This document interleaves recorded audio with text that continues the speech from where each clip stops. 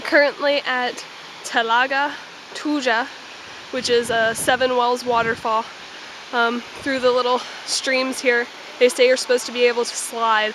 We haven't seen anyone doing it, but if somebody does it, we're gonna end up doing it because it's freaking hot out here, and sliding sounds really, really awesome.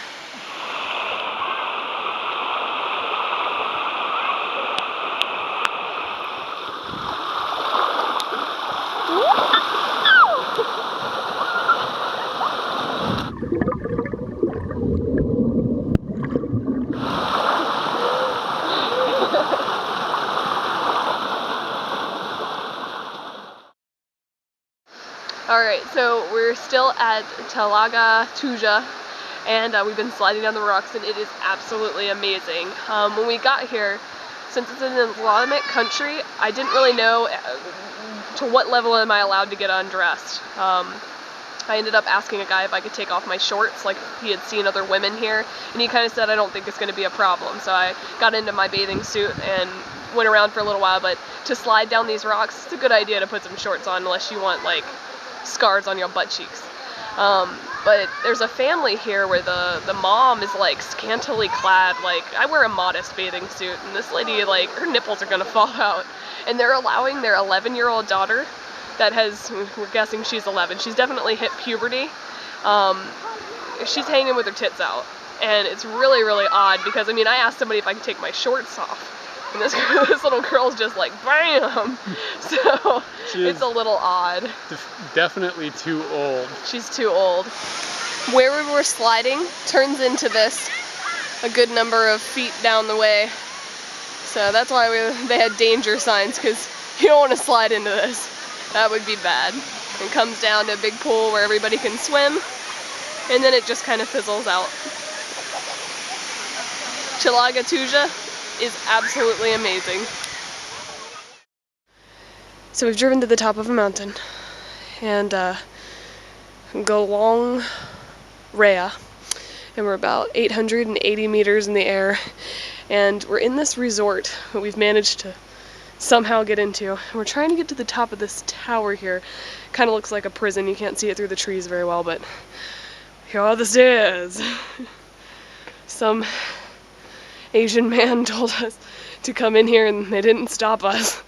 So there's signs up that say like restricted area and unauthorized personnel, and it's weird. We're authorized personnel. So this is the views that we've had up here so far. How is it that we're getting into this tower and nobody's stopping us?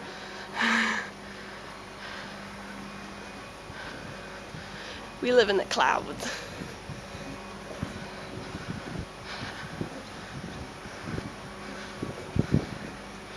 Now, I'm almost positive this elevator is going to be like intruder alert. Intruder alert. The funny thing about this elevator is that while we were pushing that button, there's actually a guy stuck in the elevator, and we were unaware of this until much later when we had finished exploring this tower, gone back down to the parking lot. The family that had the daughter that was inappropriately dressed at the water slide thing earlier in the day was there, and it was their taxi driver who'd gone up in this elevator, and something happened with the elevator. It got stuck. When we came back down in the tower, we saw them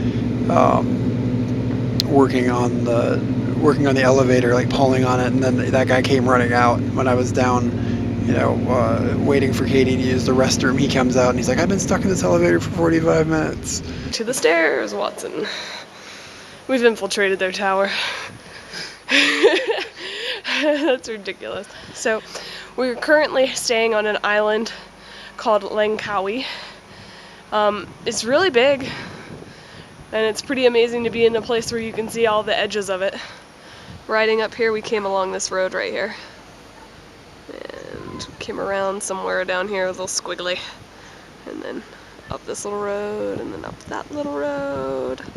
All the way to there is our steed. We parked in the non-motorcycle parking area. And when we got off our bike, some little kid was over here in the motorbike parking going, motorbike parking. He called us out. We decided to just be like, fuck it. This is the tower that we just climbed up into. And like Katie said, it really does just look like a jail. It's like a watchtower or something. It's really strange.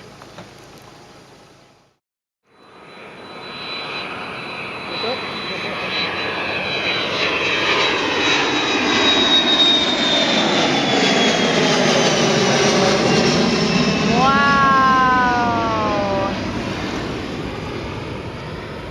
We are currently hanging out at the Langkawi airport, and a jet just took off over us. Awesome. Alright, so first we found the Marvin biscuits, and now we found the chipsters. We chose the sour cream and onion option. Another option was tomato tornado. Can you open it? And like spicy barbecue or something. Chipsters is a hard bag to crack.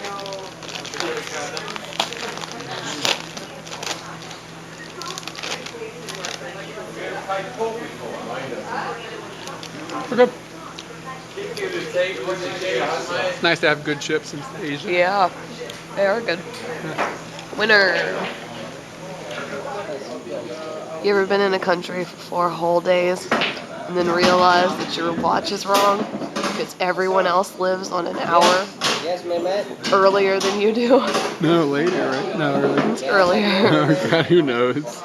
So basically today we overheard a conversation where a man asked what time it was, and the guy said it was 12, and I looked at my watch and it was like, 12? It's fucking 11. We lost an entire hour today. It's alright. Quick, what day of the week is it? Sunday. Hey, very good. I looked at my watch recently.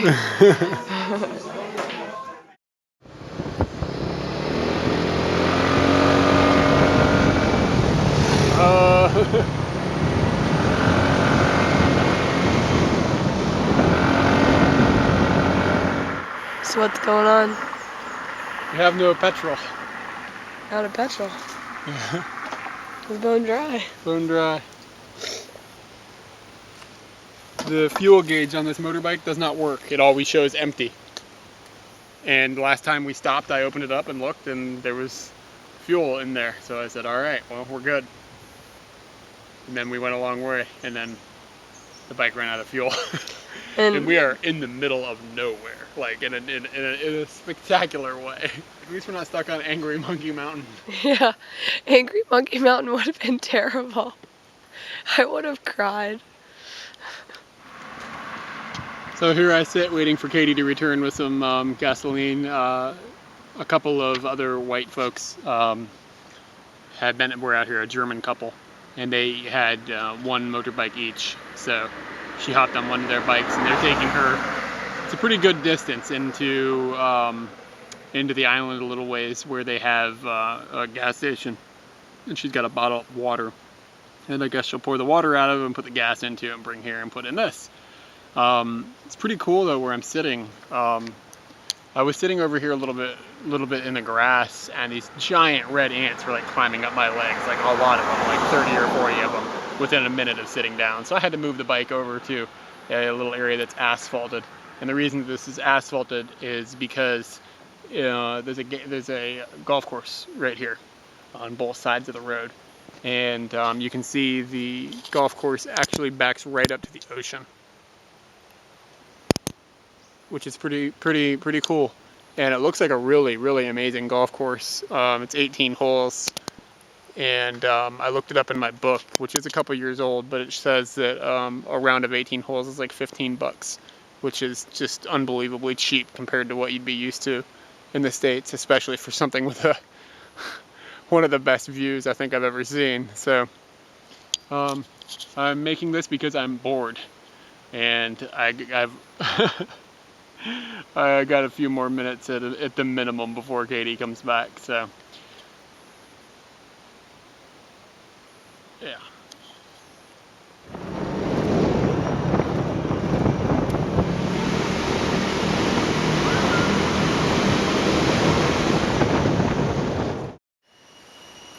You think you got a hard life?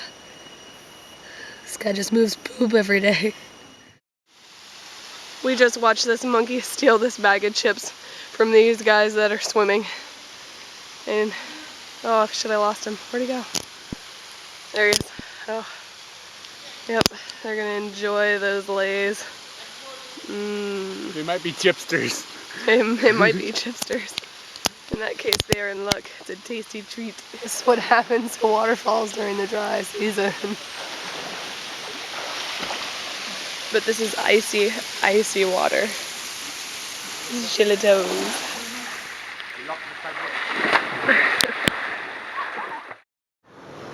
We're currently on a bridge.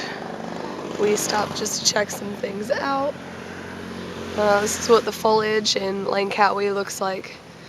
Rivers and tons of trees and mountains and a bridge and the steed. With fuel. Huh? With fuel. With fuel. We are at Durian. Oh God. Durian Parin. It's a hard word to understand how to pronounce, and I'm pronouncing it mega wrong. Malaysia. In Malaysia. M-A. Yeah. wait. M-A-Y-A-L. That's wrong. M-A-L-A-Y-A-I-A. Land. Yeah, that's good. This water is very, very cold. Keep going. Come on, step it up a notch. She's nuts. I'm not getting in that water. It's freezing. I mean, I'm in it a little bit, but I'm not getting past the the danger zone here. Go right up to the danger zone and stop. You know what? God damn. Hold on. You know what? I'll be happy. I've been doing it way too much.